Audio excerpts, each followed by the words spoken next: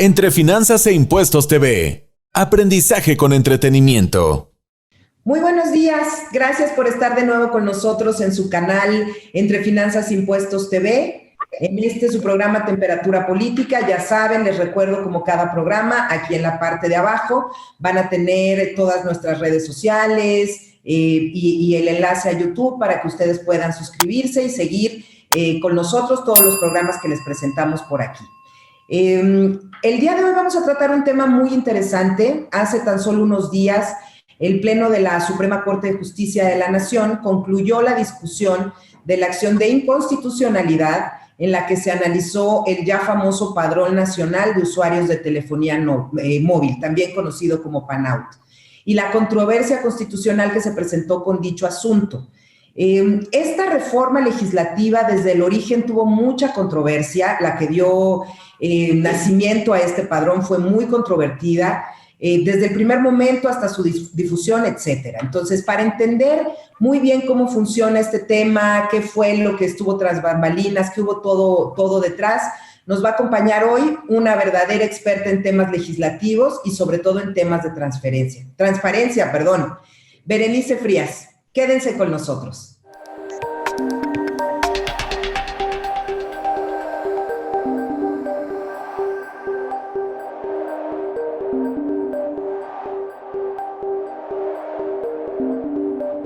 Temperatura Política, con la doctora Fabiola Sierra.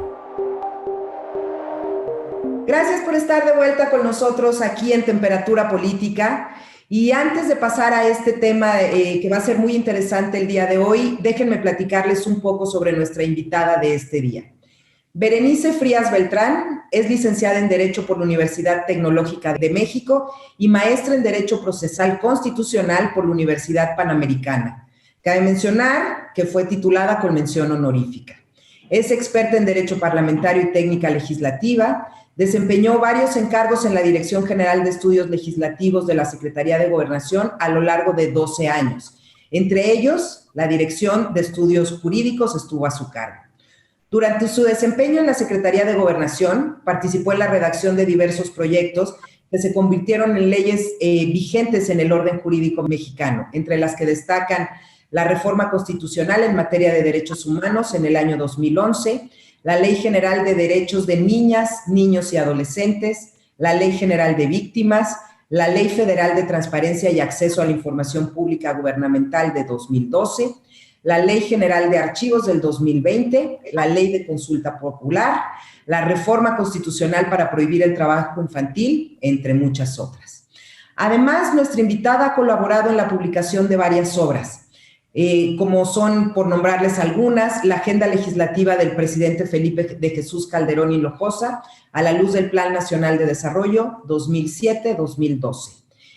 Ha colaborado en estudios sobre administración de tribunales editados por Porrúa.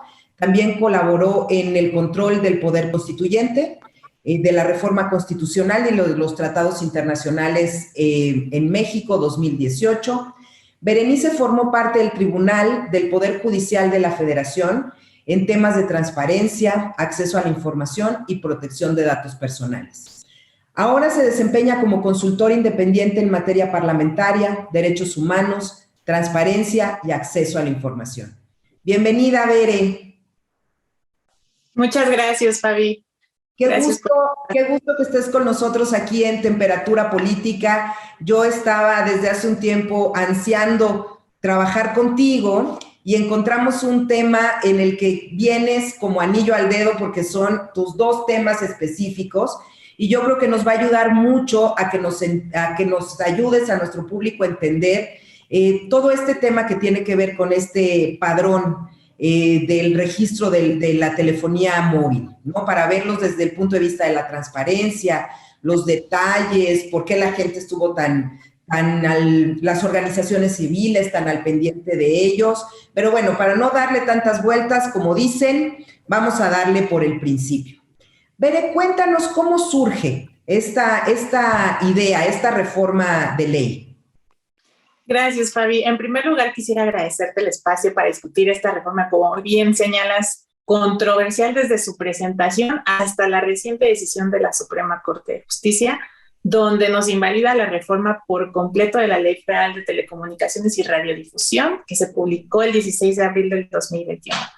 Y bien, para comenzar, pues efectivamente, esta reforma derivó de 3 iniciativas presentadas en el Congreso de la Unión. Se presentó prácticamente en la Cámara de Diputados. Tenemos 3 iniciativas, una del diputado Mario Delgado Carrillo y del Grupo Parlamentario de Morena, presentada el 5 de diciembre de 2019.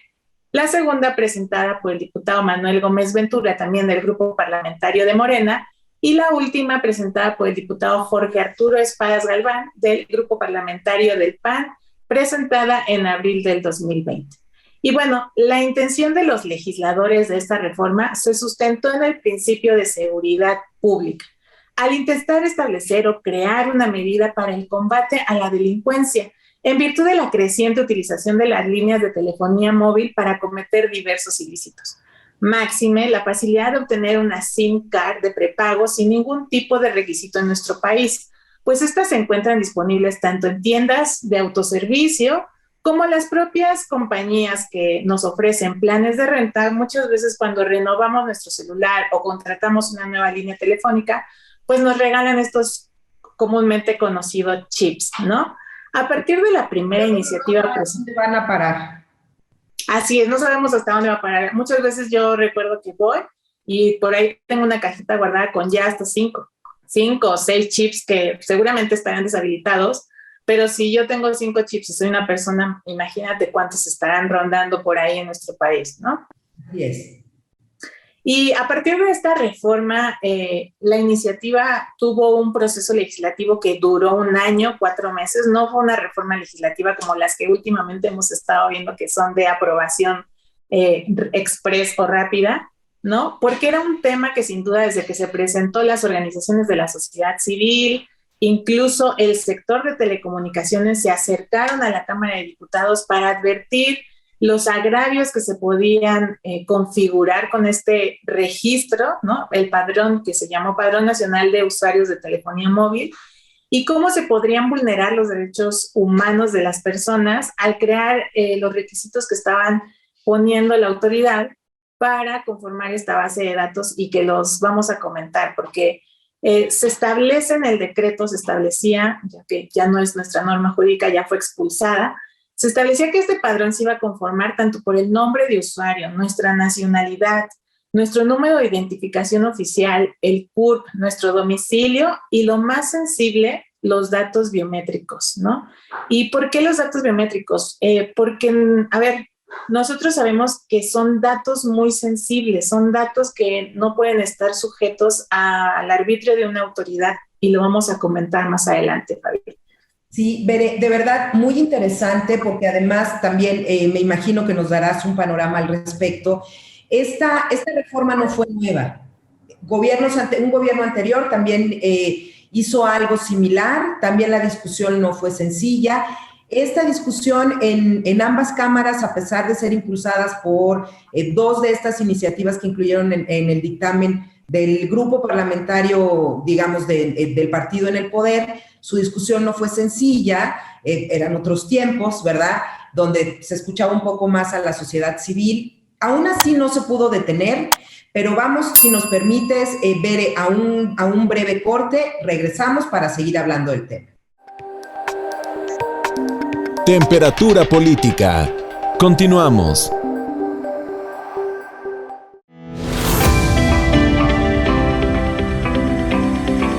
Entre Finanzas e Impuestos TV. Aprendizaje con entretenimiento.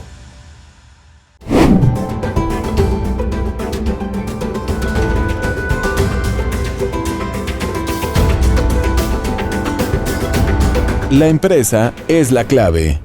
Con el doctor Sergio Sánchez.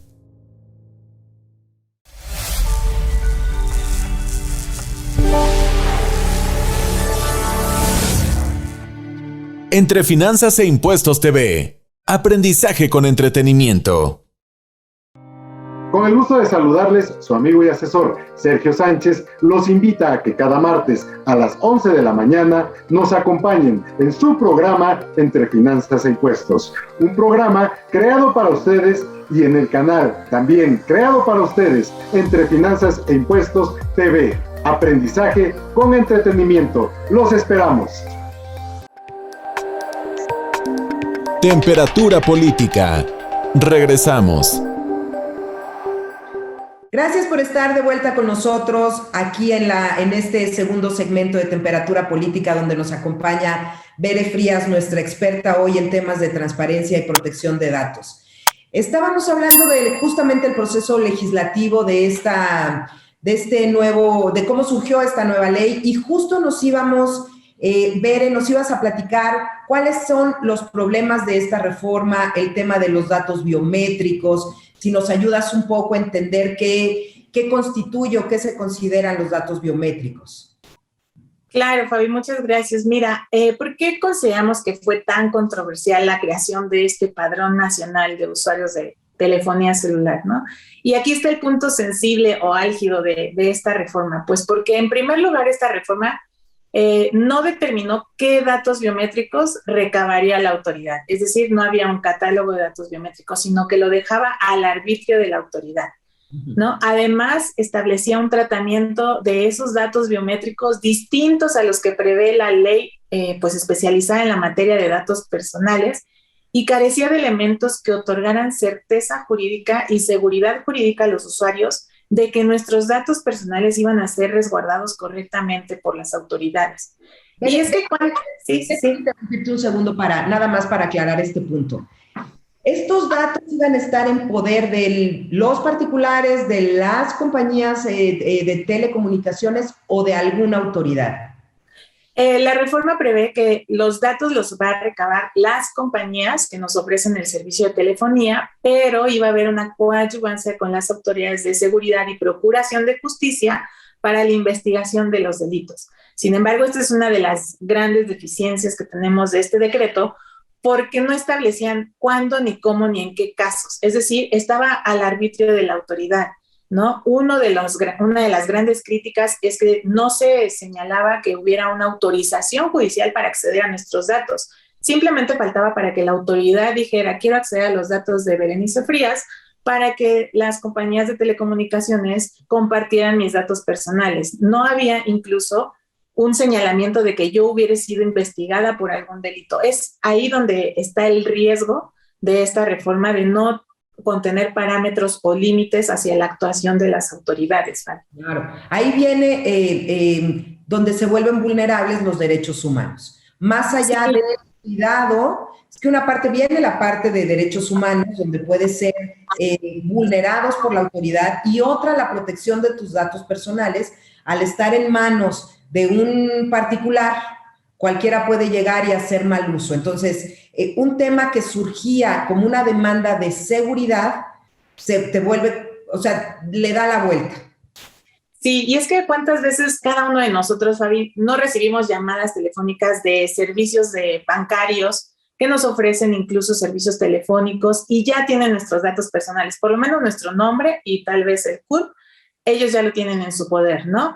¿Y cuántos más de nosotros en estas llamadas telefónicas, por querer aprovechar las promociones o los servicios que nos ofrecen las compañías, damos aún más datos personales sin darnos cuenta, ¿no? Por ejemplo, nuestro RFC, nuestro CURP, ¿no? Nuestra edad, y entonces vamos acumulando una difusión de datos personales.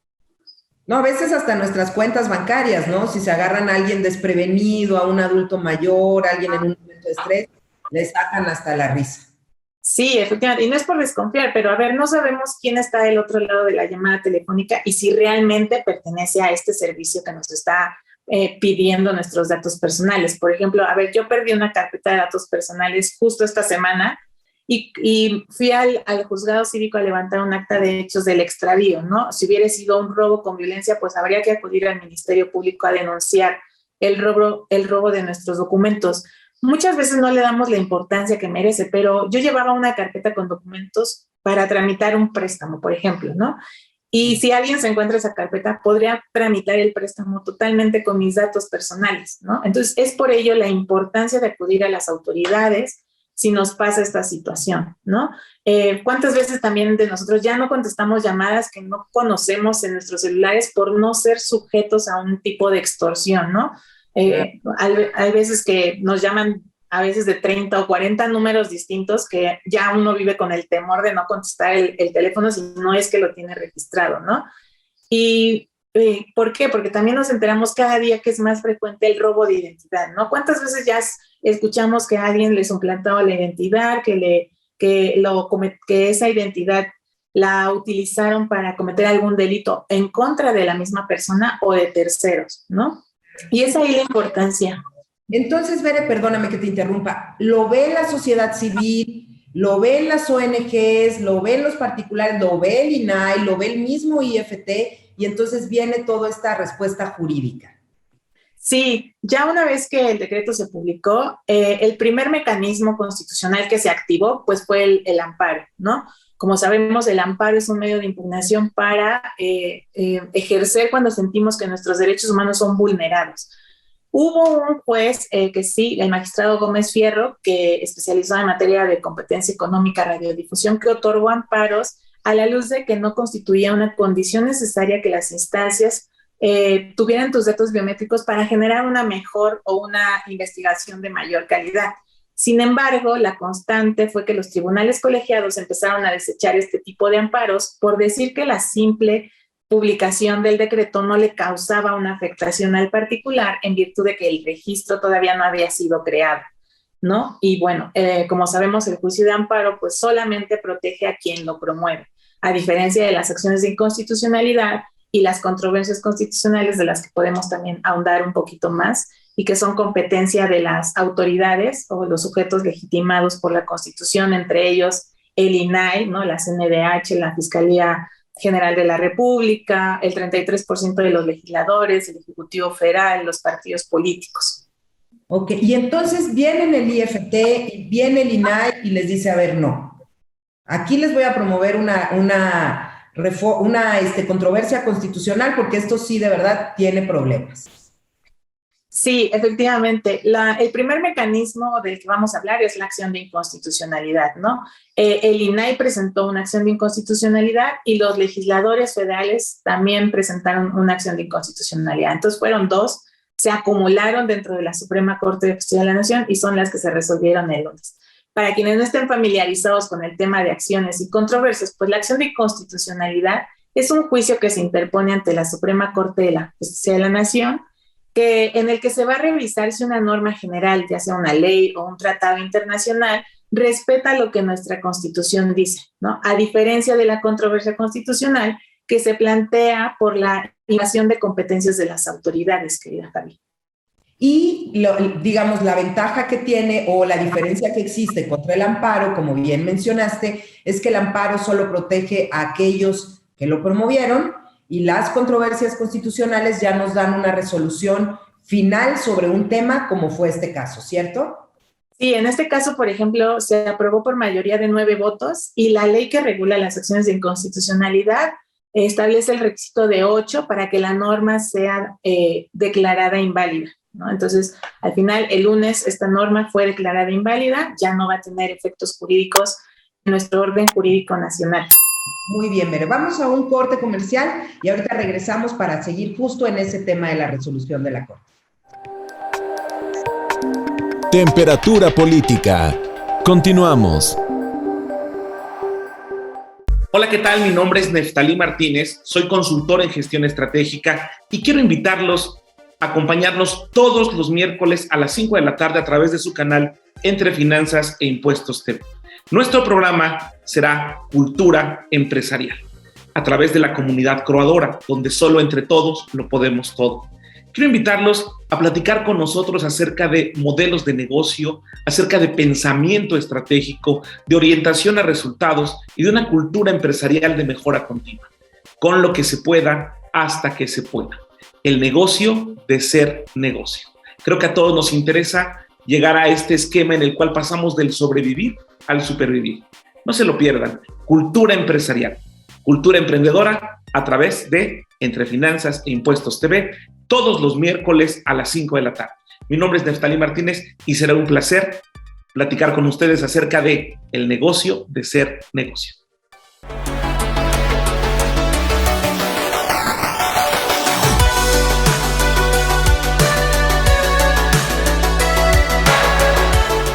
Entre Finanzas e Impuestos TV. Aprendizaje con entretenimiento.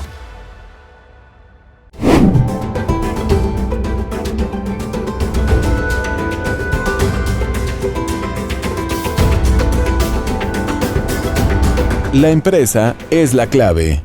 Con el doctor Sergio Sánchez. Temperatura política. Regresamos. Estamos de regreso en Temperatura Política. Nos quedamos, Bere, justo platicando o cerramos el segmento anterior con la resolución de la Corte, que fue el lunes 26 de abril. Entonces, cuéntanos, Bere, ¿qué resolvió la Corte? ¿Qué finalmente vieron ahí los magistrados? ¿Qué determinaron? Mira, en la Suprema Corte se realizó un test de proporcionalidad que le llaman comúnmente en el ámbito jurídico, ¿no? Y se concluyó que este decreto generaba un impacto fuerte a los derechos humanos, tanto a la privacidad, a la intimidad y a la protección de los datos personales. Hay que señalar que sí, en la Corte se reconoció que la medida legislativa creada perseguía un fin constitucionalmente válido, que era crear una herramienta que facilitara la identificación de aquellas personas que usan dispositivos móviles para cometer ilícitos. No obstante, esta medida no resultó ni razonable ni justificada, pues se excedió al vulnerar los derechos humanos que ya mencionamos, pues estos derechos humanos están protegidos tanto en el artículo 6 como en el artículo 16 de la Constitución. Y solo se pueden las autoridades tener datos precisos en casos especiales y muy específicos, ¿no?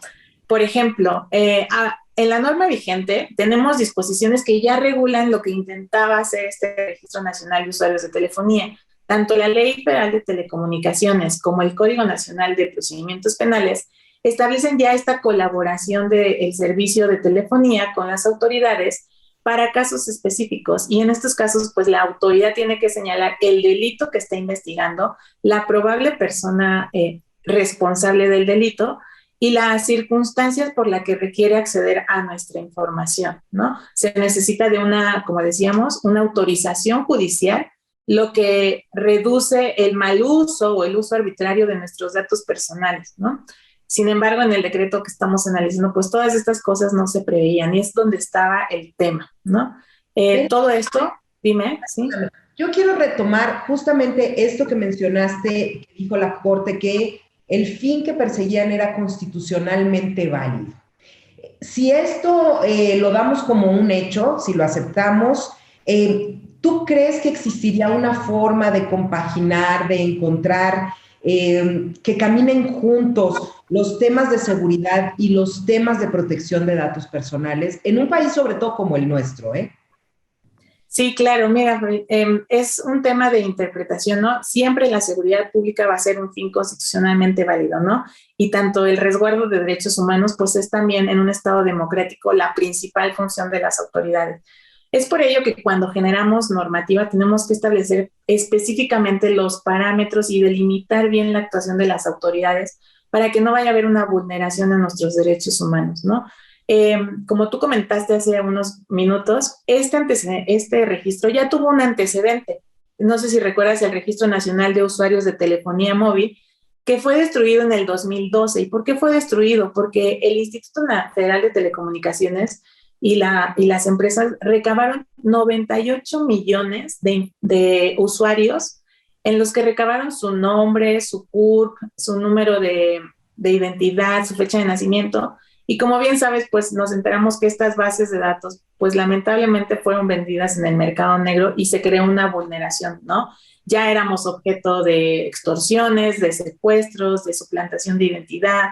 Entonces, es ahí donde tenemos que cuidar muy bien lo que realizamos, ¿no? Cuando creamos estas medidas legislativas. Si no mal recuerdo, Bere, esa iniciativa fue promovida en el Senado de la República por hace, no sé si unas 2 o 3 legislaturas, por Mario López Valdés, quien después se convirtió en gobernador. Él era el principal promotor. Así es, sí, y después entró en vigor y lamentablemente pues no, esta medida no logró el fin constitucionalmente válido, que era preservar nuestra seguridad. Al contrario, creo que nos vulneró un poco más, ¿no? Y cuando se creó una nueva contrarreforma para derogarlo, y se creó un grupo especializado entre el INAI, que en ese entonces era IFAI todavía, y el Instituto Federal de Comunicaciones para garantizar la destrucción de la información de ese registro.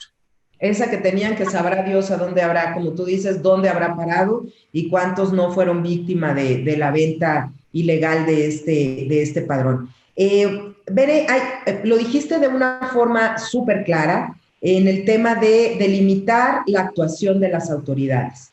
Todo parece indicar que por ahí está la clave, ¿cierto? Ponerle más control, más cuidado, si bien se necesita, ¿no? Para los temas de seguridad pública, siempre y cuando se tengan bien delimitadas las actuaciones, podría funcionar.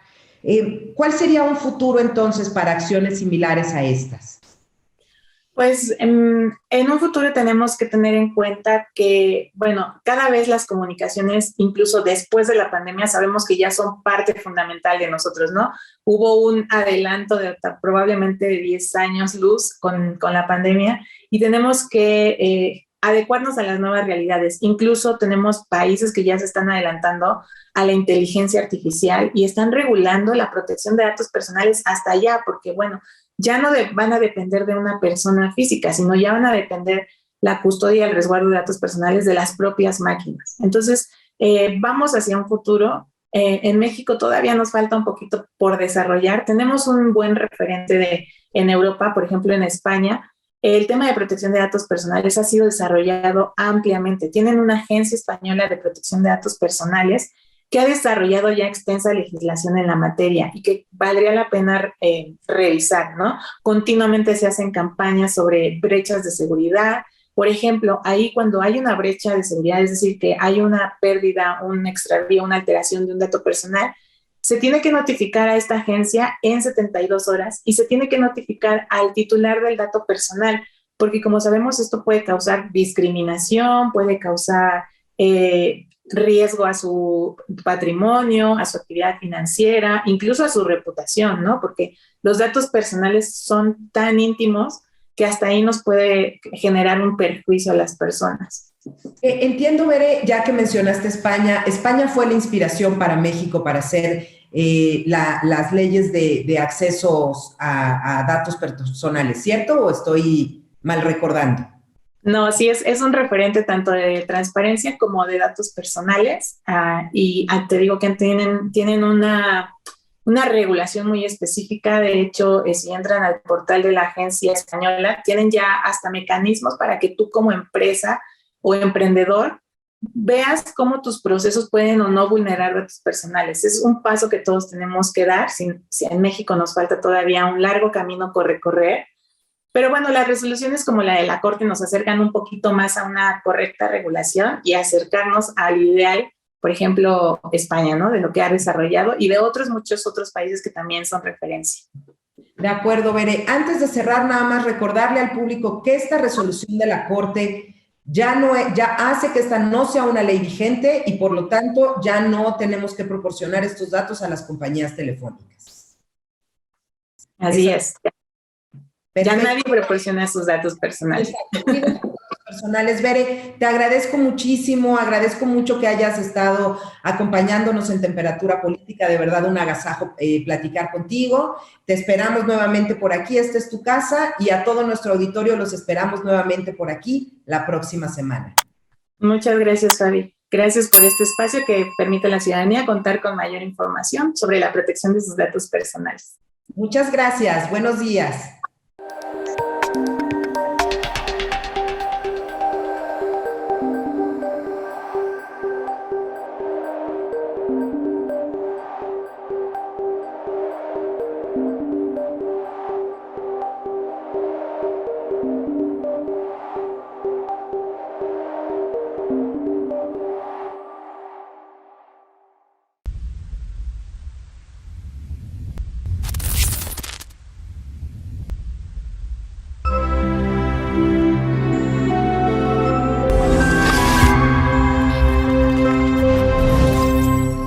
Entre Finanzas e Impuestos TV. Aprendizaje con entretenimiento.